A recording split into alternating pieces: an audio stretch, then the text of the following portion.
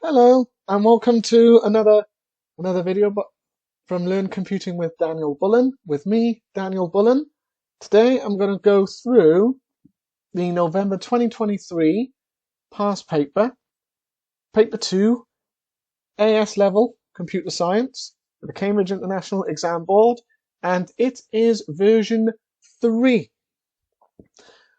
But before I do, please remember to click that like and subscribe button. Click the comment button. Make a comment in the comment button down below and share this video far and wide, especially if you want your pals to succeed. So without further ado, I'm going to go over the paper 2, Fundamental Problem Solving and Programming Skills, which is part of the AS Computer Science spec. From November 2023 is version 3. So the only thing we will need document-wise is to insert. We need an insert, which is enclosed. So the insert is the extra paper, it's the extra documentation. So we would need to refer to the insert for a list of pseudocode functions and operators. So this is the insert. So it's got all the resources and referred to in the question. So you're not to write the answers on the insert. So the insert is where you're going to find a lot of the pseudocode.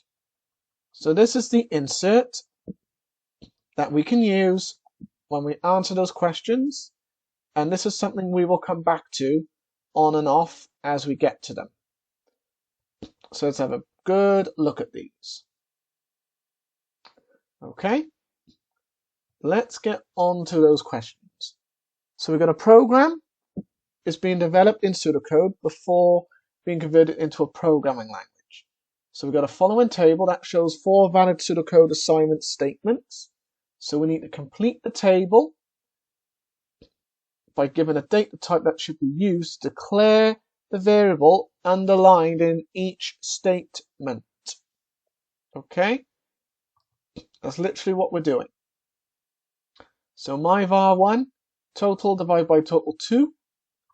So that is actually going to be a real. So a real is a float. This one, that's going to be date. And then that is going to be a character. So that would be a string, because it's more than one character. Then result and result 2. That is going to be Boolean, which means true or false. Other variables in the program have an example as shown. So now active is true, fraction is 0.2, and code is AB12345. So we need to complete the table by evaluating the expression using those variables. So if we were to have the fraction is greater than or equal to 0.2 and not active, that's going to be false. If we were to do int fraction times 100 plus 13.3, that's 33. If we were to do string to num midpoint, 4, 2 plus 5, that's going to be 28. And then length true and code is going to be 11. How could we possibly know something like that? So if we look here, we want to look for some of those numbers. So really, we want to be checking out the numeric functions. Numeric and string functions. So let's find those. String to number is the data type returning that data type. So that could be a real or integer. So let's say 87.5. That will return the 87.5. So in that one, that is just the basic one. In that question, we've had mid. So that's the mid. So we're returning a string of a length and the integer. So that's going to return a string. So we're returning from this string So where we had true and code, which would have been a variable that they would have used. So the mid would be a 2. So that'd be a BCD in this case. So the middle number in the question that they were referring to goes up to 11. Okay, then C, the program makes use of complex statistical functions.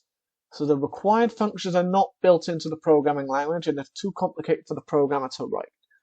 One solution is to employ another programmer who has experience in writing these functions, as there's no time to train an existing programmer.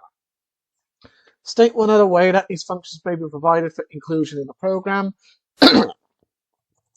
The use of program libraries.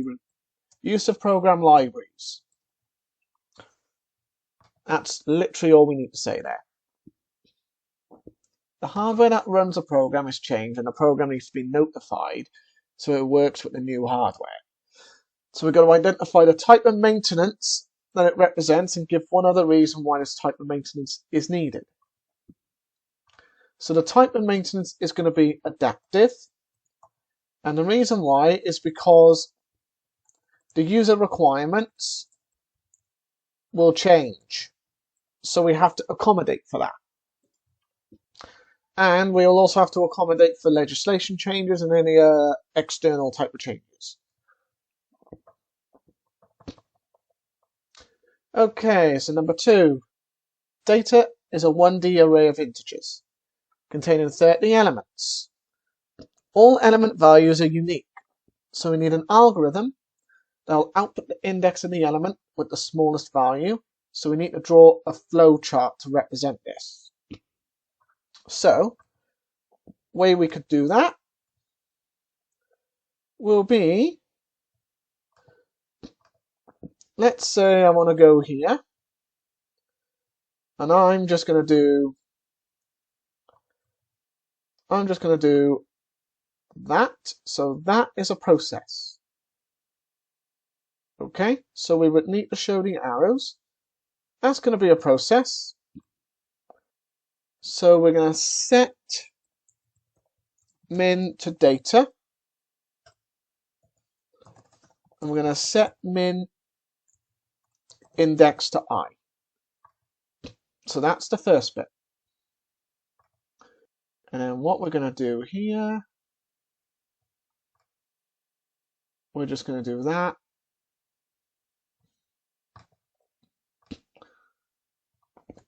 We're going to do set index to 2. So that's our flowchart so far. Then what we need to do is we need to do a diamond like that. Yep, terrible with diamonds.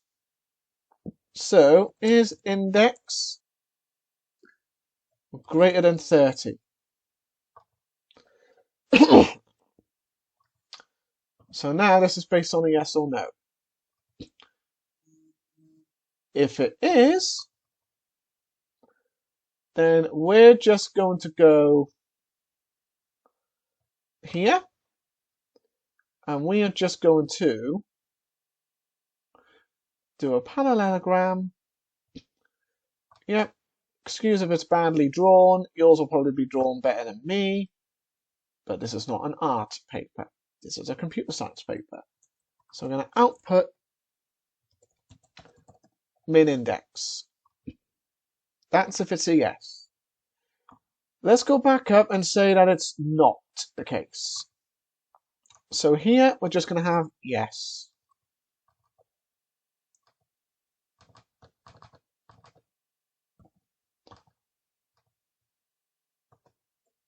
Well, good deal if I press the text box, so we're going to say yes over here. And then here, we're going to have a no. Another diamond.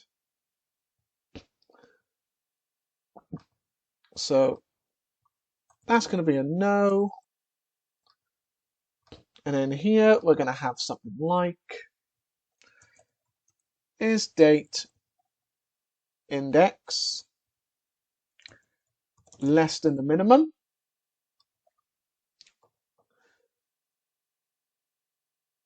If it is, we're just going to do all this la da da. And then that's going to go all the way up here.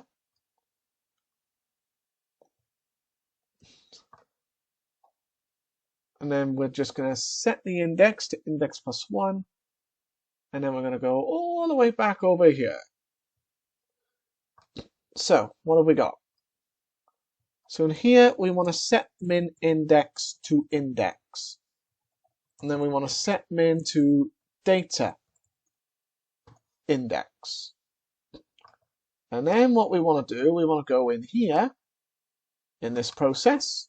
And we're going to say set index to index plus 1. So that's literally what we're doing.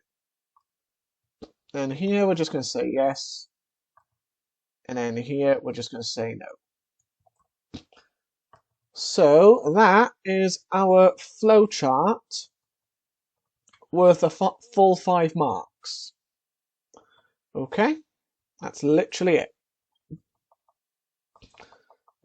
And then B, we got the 30 data values could be stored in separate variables rather than an array. So we need to explain the benefits of using an array when designing that solution. So the benefit is going to be, it's going to simplify the algorithm,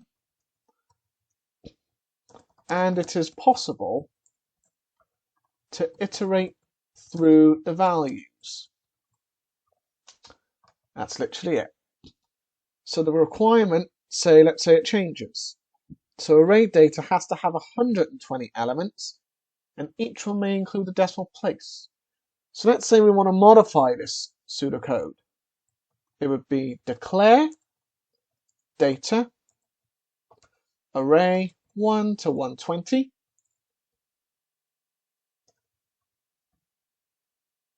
of real. That's literally it. So you get 1 mark for saying that it's a real and 1 mark for saying all of this. And that's literally it. Okay, so number 3, the diagram represents a Q abstract data type. So the organization is Q, maybe summarized as follows. The front of the Q pointer points to the next data item to be removed, and the end of the Q pointer points to the last data item added.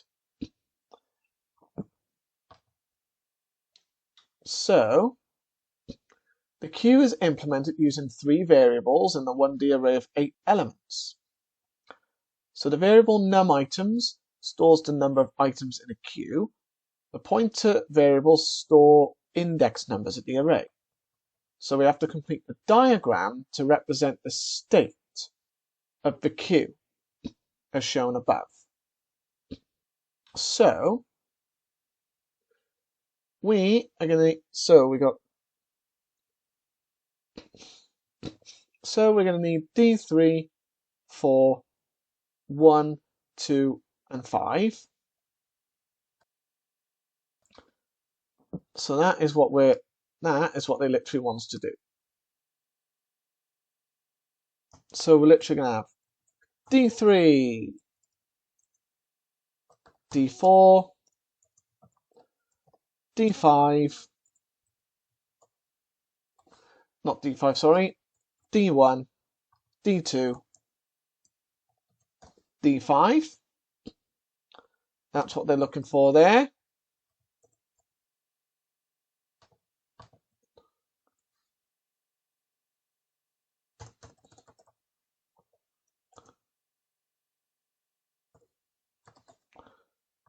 And that's literally all they are looking for.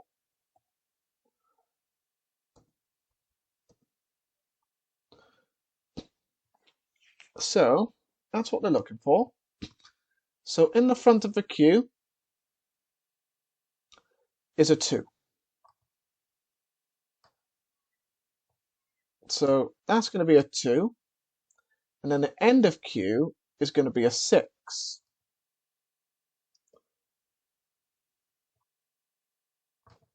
And so the number of items in there is 5. So that's all we would need to say for that question. Okay, so next one. A module add2 will add a value to the queue by manipulating the array variables in part A. So the queue implementation is circular. So when pointers reach the end of the queue, they wrap around to the beginning. So before a value can be added to the queue, we have to check the queue is not full. So this is the algorithm in 6 steps. So we need to fill in the blanks. So the number of items is minus 8, or we could say is full, and then jump to step 6. And then we need to increment the end of queue. Like that. And then and then we need to say if end of queue, then we're going to set the end of queue to 1, and then we're going to increment the number of items. And then what we're going to do there, we are going to set the element at the index that's going to be stored in end of queue to value. So we could do it to the value being added. And then that is just going to stop. Okay?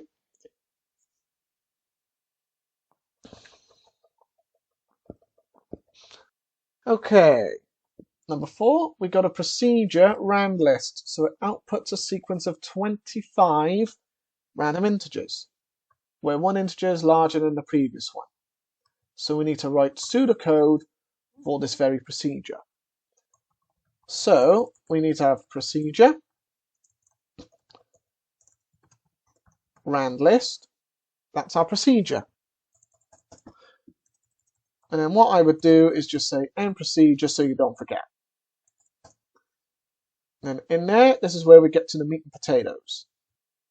So we want to declare, so we want the count, we want the base number, we want the current number, and we want all that to be integers. And then we want to have a constant, and we want to have the step val, so that's going to be 10. And then we want the base number, which is going to be 0.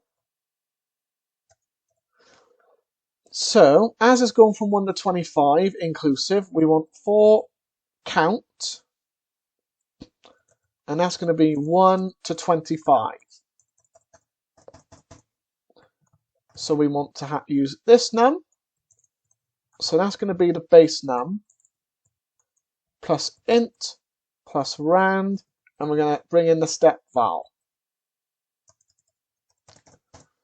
And then we're going to output this num, which is any random number.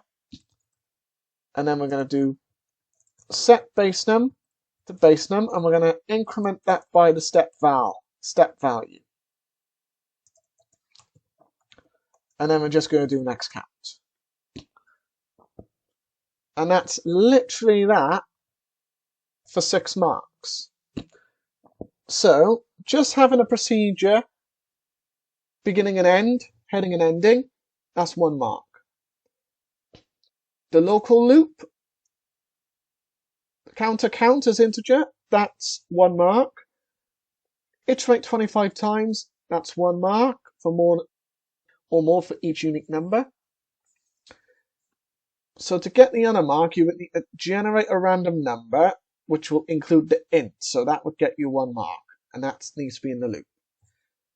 And then ensure the number is generated is greater than the previous, and change the previous. That would get you 1 mark. And then you'll get 1 mark just for having the output. which is output this now.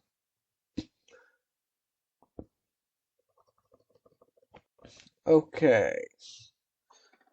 So we got procedure rand list is modified so the random numbers are written into the 1D array result. So we got a new module that confirms that the numbers in the array are in ascending order. And it has an if statement that performs comparisons between the elements. So based on the pseudocode given here, we need to write a simplified version of this. So you could just have result x, you could just have result x greater than or equal to result. So that's going to be x plus 1. That's one way you could do it. Or you could do result x plus 1 greater than or equal to result, and we're just going to have x. Any of these ways will work. Any of these ways will get you a mark. Okay?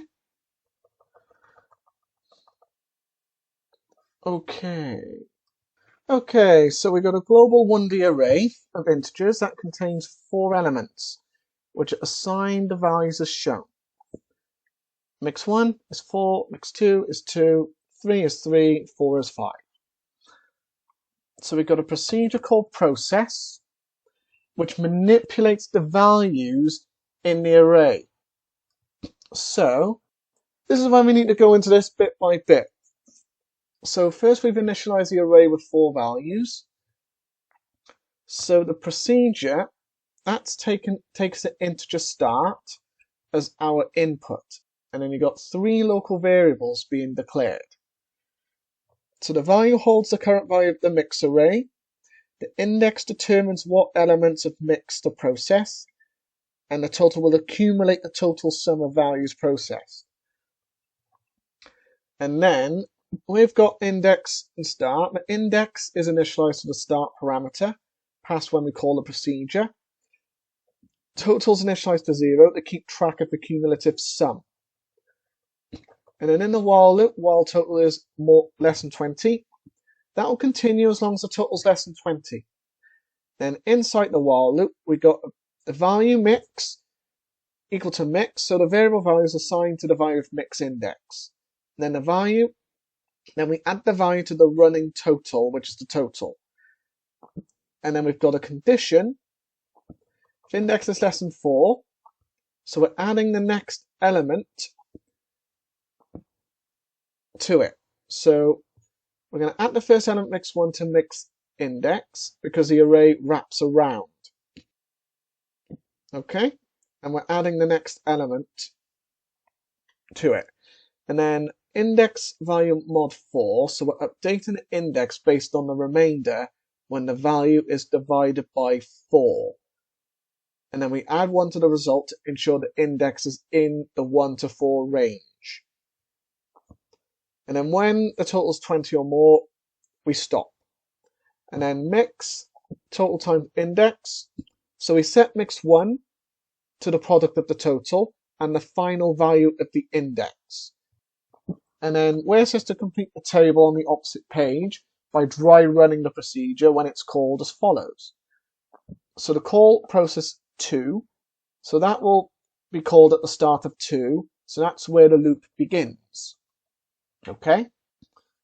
Which is why when we get into such a question like that, so initially we're just going to have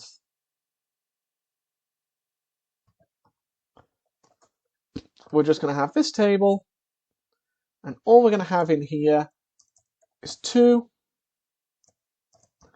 0, 4, 2, 3, and 5. So they're the values that we've got. Okay? So that's the values we have. So that's the initialization phase. The next part, we want the value and the total. So we know the value is going to be set to 2. So 0 plus 2 is going to be 2. Okay? So that's literally all we've got. And then where the mix gets involved, we're going to need to then redo the index of the 3. So the value plus, you could say the value plus that index, so that's the index plus 1. So that, if we go into mix 2 up here, that is going to give us a 5. Okay? So then we're going to take that as the new value. We're going to take that as a new value. So we've got 3 and 5. So 5's our total. Then we're going to add the, so we've got 5 here, and we've got the 3. So we're adding 3 to 5. So in the next mix, in mix 3, we're going to get an 8. And then that will go into number 4. And then in the next one,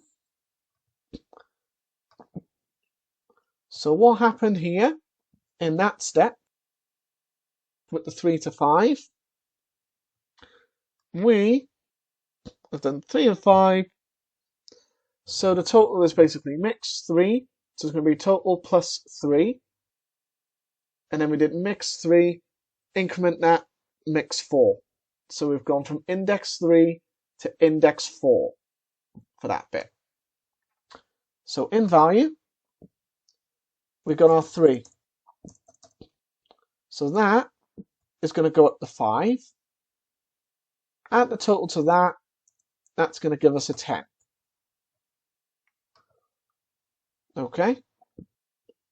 And then the problem is, we got 5 and we got 8. So what we would need now, so if you remember, we've got in the code, there is no takeaway there. So that's not divided by 4.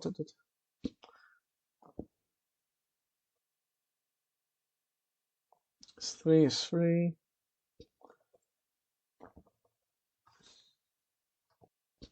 So that is going to give us a 9 in mix 4.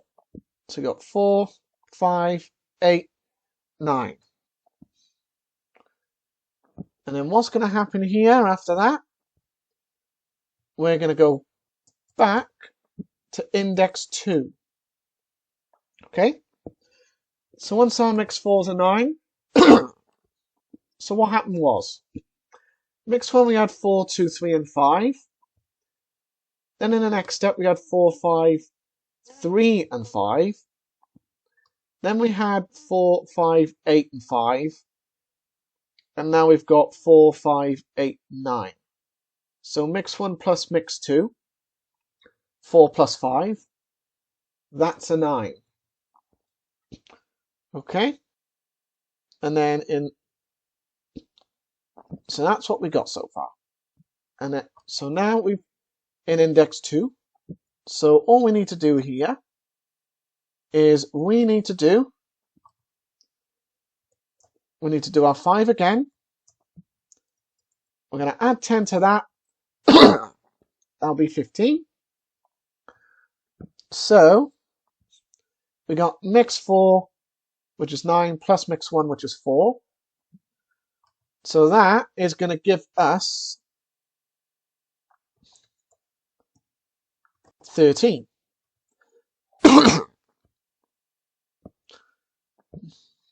So 15 minus 13. We could say that's going to be a 2. And then what we're going to have here now, 13, add 15 to that, It's going to be 28. So we've got 13. So we've done 4 and 9, which is 13.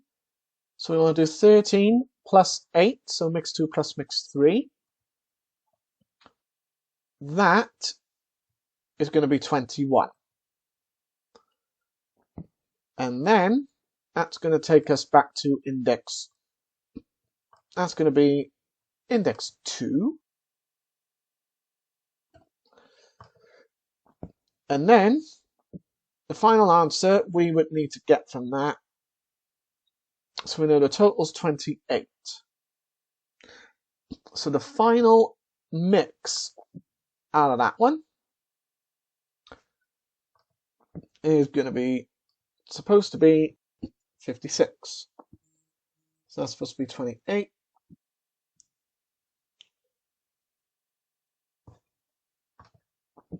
So that is so the final mix is 56. And that is our answer there. So here you could say, okay, so if I was to do that, I could say 28 minus 5 is 23 times 2 is 56.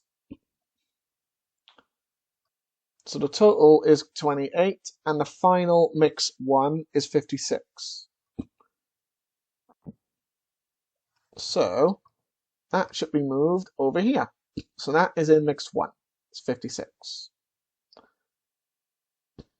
So I would say 28 minus 5 is 23 times 2 is 56. That'd be my way of doing it. So that should be the trace table. And this question is a horrible question, and I have tutored one of my students over this before. And it is a horrible question. Some trace table questions you can get really nice ones. Some of them you can get really horrible ones like this. But thank goodness it's over. Number 6, we got a function, testNum, that will take 6-digit string as a parameter. So the function will test whether the string meets certain criteria, certain conditions, and will return the integer value as follows. 1, last 3 digits are all but non-zero. 2, last 3 digits are 0. And 3, the condition is the first 3, and last 3 digits are the same. The function will return the highest possible value for the given string, and if its string does not meet any of the conditions, a 0 is returned. Okay, what's the point of this question? So we need to write pseudocode testNum, and assume a parameter is valid. So you need a function, testNum, this num is a string, and that's going to return integer. Then here we just want end function. That's going to be our 1 mark.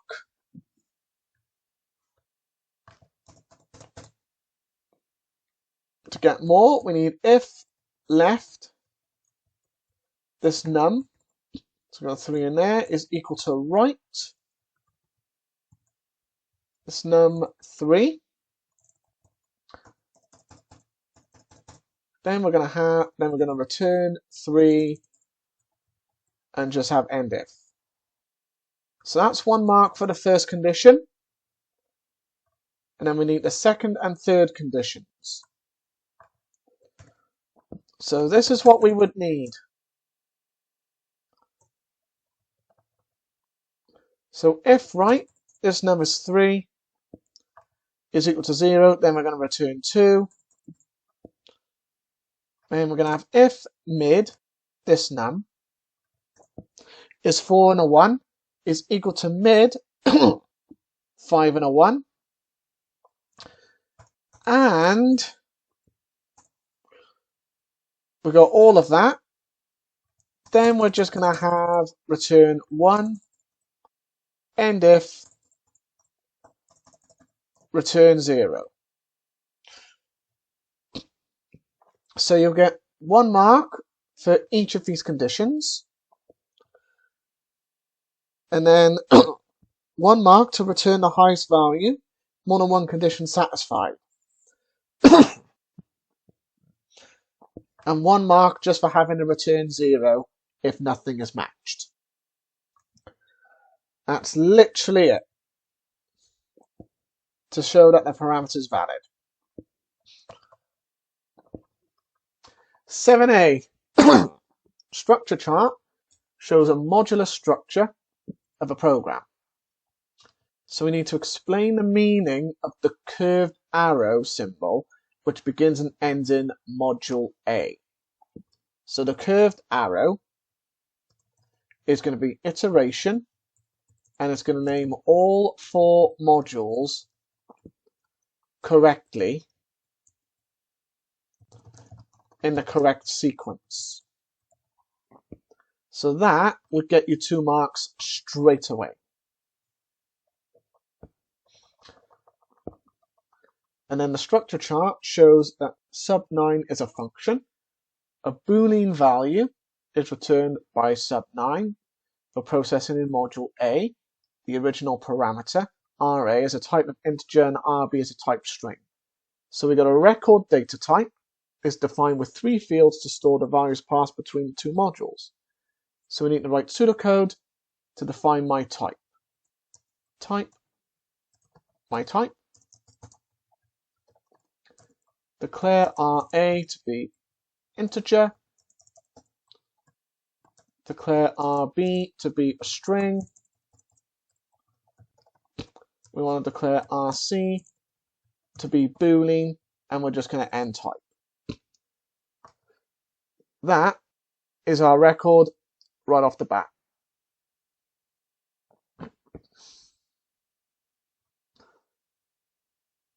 Where did I get RC from?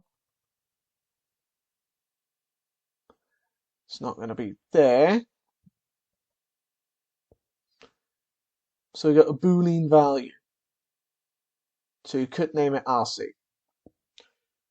Okay. The design is modified in sub9, changed to a procedure. The procedure will be called with a single parameter of type myType. So we need to write pseudocode for header for procedure sub9. So it would be procedure sub9 byref param, and we're going to use myType in there. So 1 mark for saying byref and 1 mark for the whole other statement.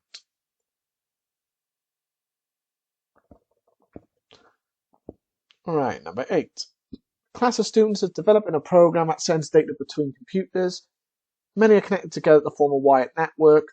Serial points are used to connect one computer to another.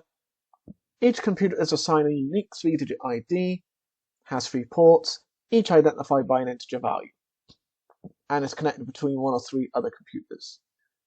Messages are sent between computers as a string of characters organized into the fields as shown. So these are our field names: STX, destination ID, source ID, data, ETX. So the following message will have the data like, hello Jack, being sent from computer 202 to computer 454. So this is the example. Each computer runs a copy of the same program, and each program will have a global variable myID of type string that has a unique ID of the computer in which the program runs. So you got the first 2 modules which are defined. So let's say we need to write pseudocode for the module receive file. Module get data has been written and has to be used. So this is worth 7 marks for that question. So we would need something like procedure receive file, file name in a string, end procedure.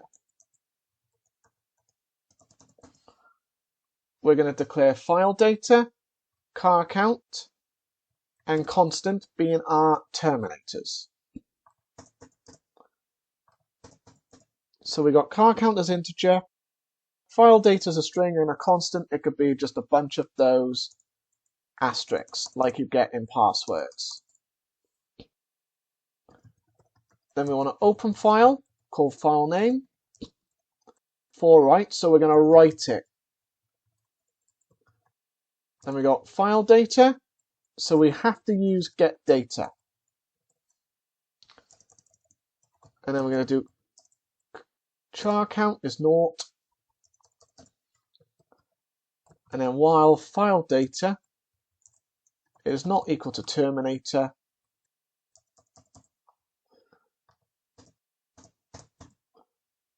then we're going to write file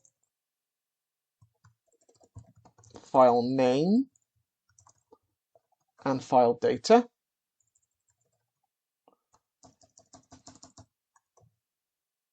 Then we're going to have char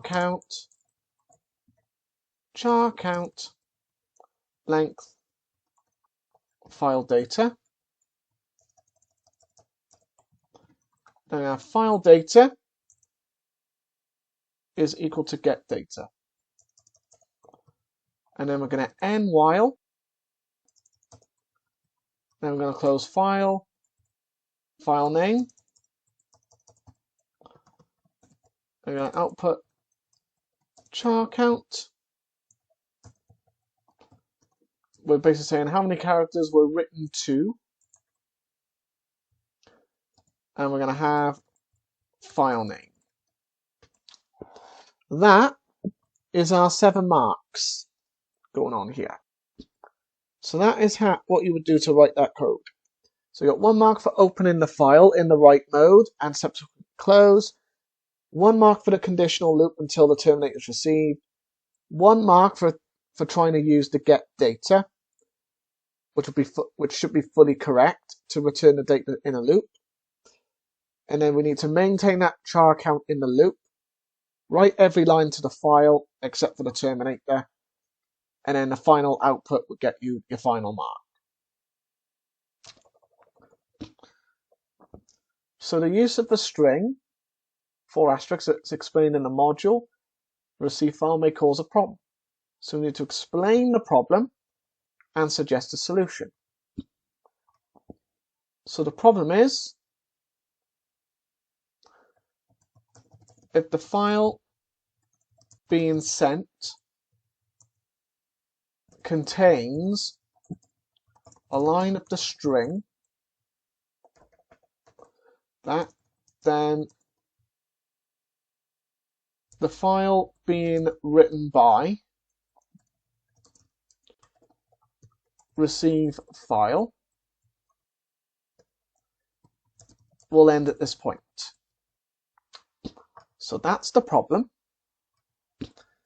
And a solution could be read the file to find the number of lines it contains.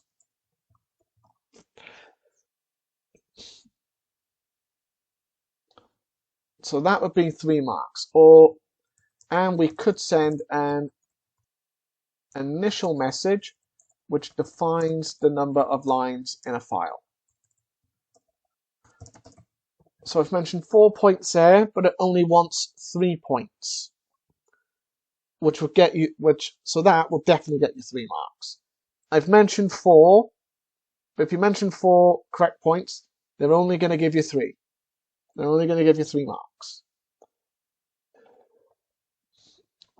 And then we've got 2 modules are defined, which allow 2 users to exchange messages. So you've got transmit and chat. So each program has a global variable myID, type string that has a unique ID of the computer to which a program's running. So this was our message sent as a string of characters organized into these key fields. So again, we need to write a subroutine. We would have code for the module chat. So we need to use get data and transmit. So one example you could have would look like this. So you've got your procedure chat, where we're having destination as a string and a port as an integer. You would need 1 string variable, 1 boolean, 2 character variables, and one constant as a string. And you would need finish, which would be false. And then we need a condition controlled loop where we're going to repeat. And this is where we get the condition at the end, where we're going to have finished is equal to true. Then we're just going to end if. And if you find it's not finished, just going to input data, and then we're going to call a transmit subroutine. And then in that, for data is equal to the terminator, then you're just going to finish that up to true. Then we're just going to end if here. Just going to end if here. And that's going to be until finish is true. So that is a condition controlled loop, but the condition is at the end. So you can see the condition is all the way at the end. So that sort of answer will get you 7 marks. So it is quite a lot to do there.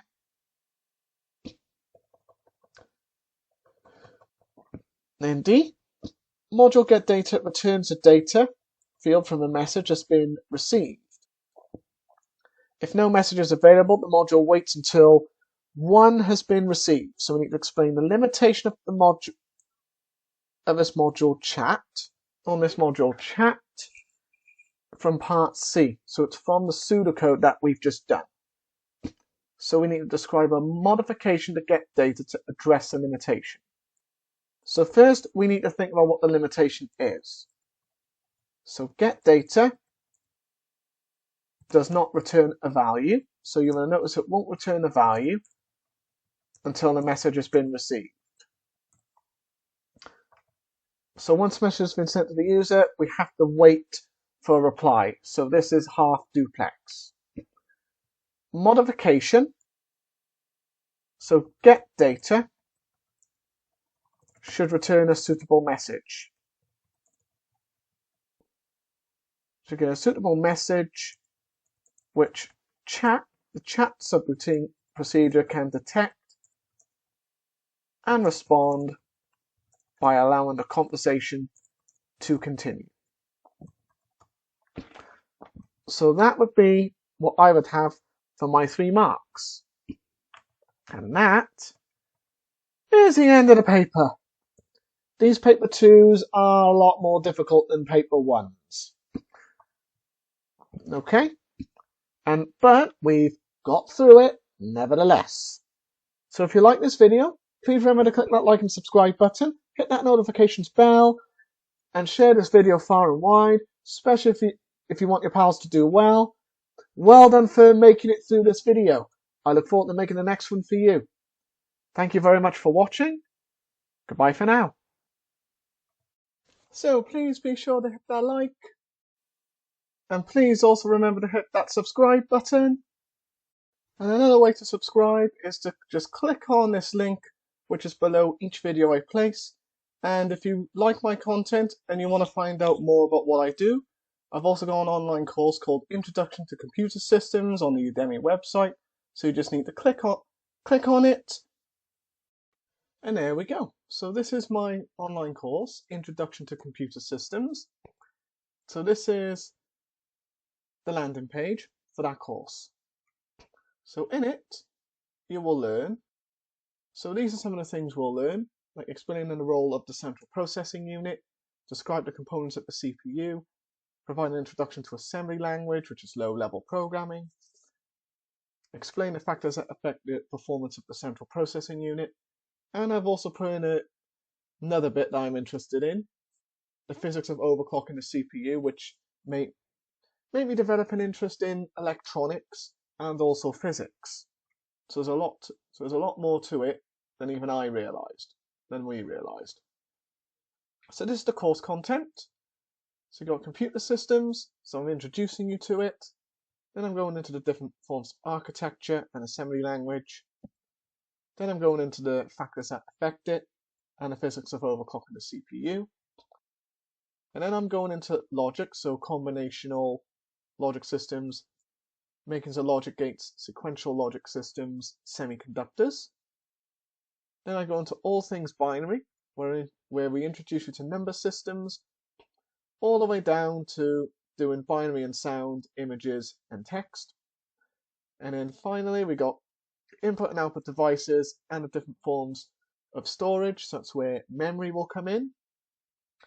And then my assessment is basically one big quiz of 30 questions. So you don't need any knowledge to do this course. All you need is a computer with a stable internet connection. So that's all you really need there. And why you should do the course? Well, whatever I don't know, I'll go out and learn it. So the way my brain is wired is I'm on the autism spectrum. So it will be an asset in helping you get through the online courses that we provide. So we understand how to explain things in simple terms due to my teaching background. So you could think of us as a real-life version of, say, a Sheldon Cooper from Big Bang Theory, minus the rudeness, or a C-3PO, but without the glitches. So I'm on the autism spectrum, so we're on the autism spectrum and have a rough idea on how to talk to them and relate to them. And my teaching style is that style I've crafted and one that works in a way that some people don't get if they only had tuition in the classroom or just want to study the subject a lot more. So this course provides you with the opportunity to go further than you would in the subject that you want to pursue. So those are some of the reasons why you should consider buying this online course, because once you buy it,